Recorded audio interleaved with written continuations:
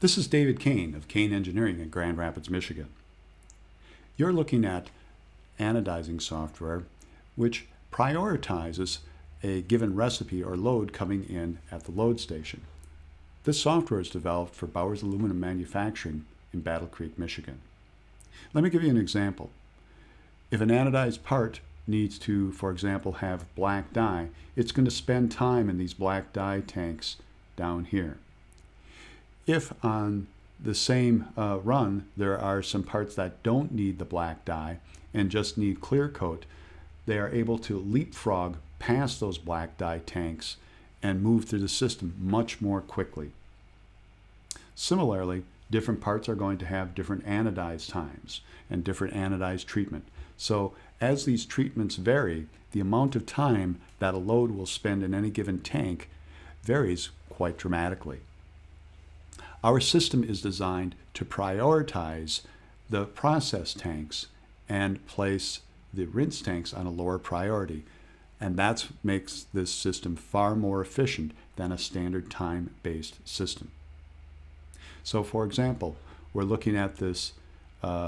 This is a load that is going to skip the clear process, as we can see from the recipe title. And when that timer gets down to 0, it's going to move into the rinse tank right after that. In the meantime, we have a load that's setting here, and technically it's been setting there for 255 seconds, but we don't care because it can't move anyplace until this load moves out of the way. Well, if we were to watch this run, I mean, it would take an awful long time for us to see any real action, so we're just going to speed things up. Now we're probably running about 40 times real speed, and we can see that the loads are beginning to move through the system.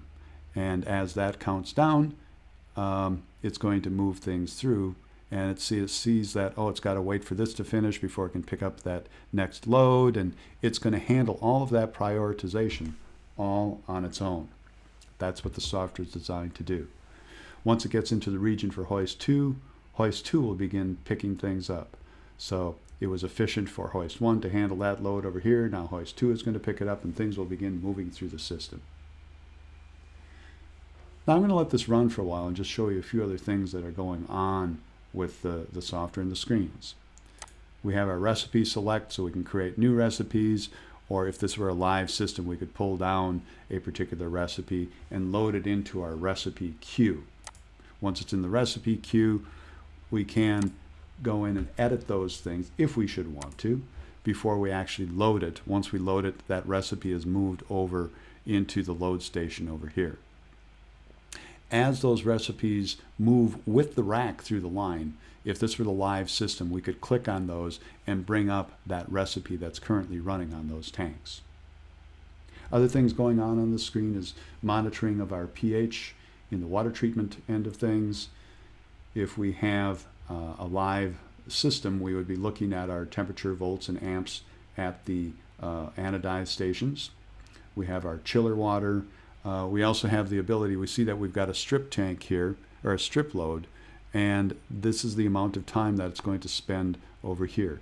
When that strip load is done, it gets, when we have time, it's going to sit there and wait. When we have time, it's going to take that load and move it right back here to get rid of that load.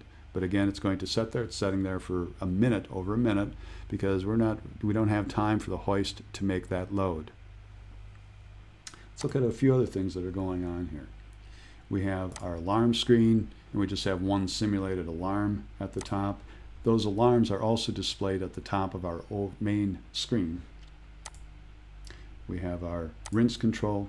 We can have our rinse off, on, or in auto. In auto, we're going to leave the valve on for a particular period of time after the load has left the tank.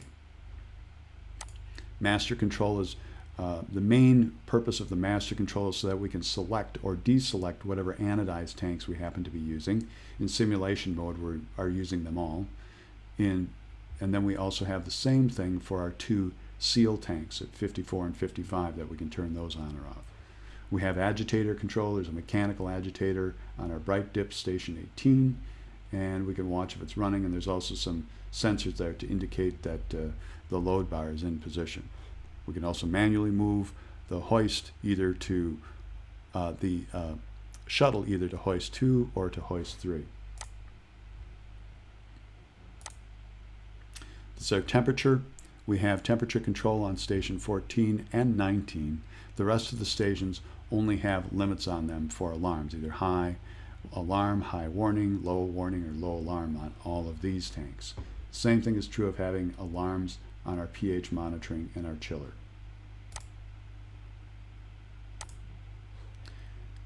Certain stations have the ability to spray, turn the spray bars on the hoist, they're located on the hoist, to spray the parts as the hoist is lifting them out of the tanks.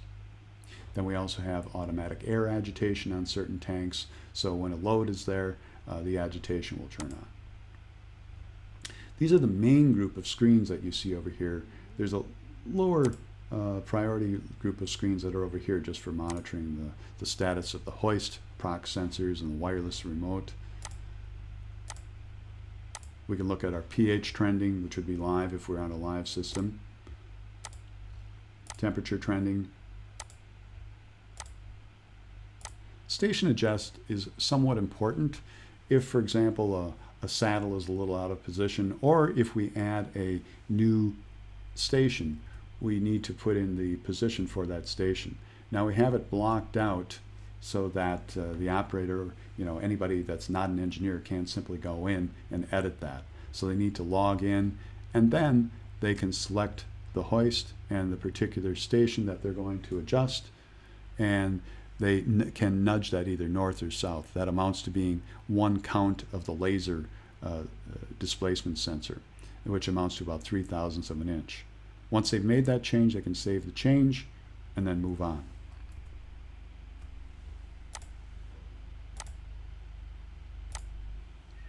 We create a CSV file so that they can export the values of the wastewater coming out of the tank C into the municipal water treatment system. Then on every screen we have a button so they can go directly back to the overview screen. Thank you for taking a look at this software. If you have any questions or would like more information, please contact me.